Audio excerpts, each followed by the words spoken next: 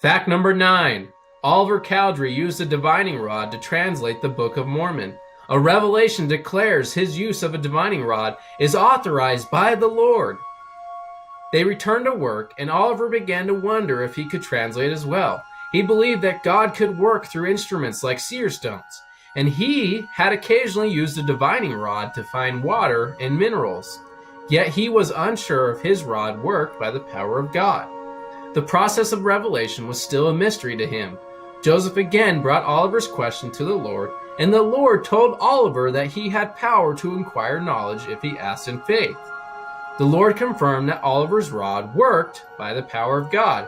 Like Aaron's rod in the Old Testament, he then taught Oliver more about revelation. Quote, "I will tell you in your mind and in your heart by the Holy Ghost." End quote. He declared, "Behold, this is the spirit of revelation." He also told Oliver that he could translate the record like Joseph did, as long as he relied on faith. "Remember," the Lord said, "without faith you can do nothing."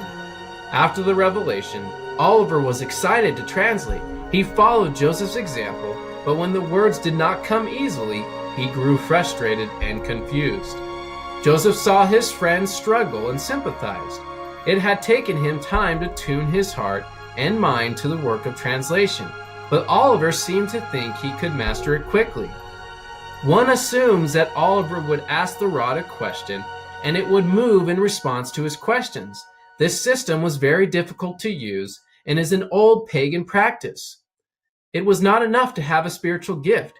He had to cultivate and develop it over time for use in God's work. Oliver soon gave up on translating and asked Joseph why he had not been successful. What exactly is a divining rod? A Palmyra newspaper described it well. Men and women without distinction of age or sex became marvelously wise in the occult sciences. Many dreamed, and others saw visions disclosing to them deep in the bowels of the earth rich and shining treasures, and to facilitate those mighty mining operations. Money was usually, if not always, sought after in the nighttime. Diverse devices and implements were invented, the newspaper proclaimed. Mineral rods, i.e. divining rods, and balls, as they were called by the impostors who made use of them, were supposed to be infallible guides to these sources of wealth. Peepstones or pebbles taken from the brook or field were placed in a hat or other situations excluded from the light when some wizard or witch, for these performances were not confined to either sex, applied their eyes and nearly starting their eyeballs from their sockets, declared they saw all the wonders of nature, including, of course, ample stores of silver and gold. Later on, Oliver received his answer from the Lord.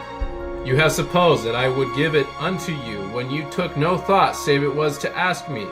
The Lord replied, "You must study it out in your mind, and you must ask me if it be right." The Lord instructed Oliver to be patient. "It is not expedient that you should translate now," he said. "The work which you are called to do is to write for my servant Joseph." He promised Oliver other opportunities to translate later, but for now, he was the scribe and Joseph was the seer. It's also important to note here that Oliver never translated again.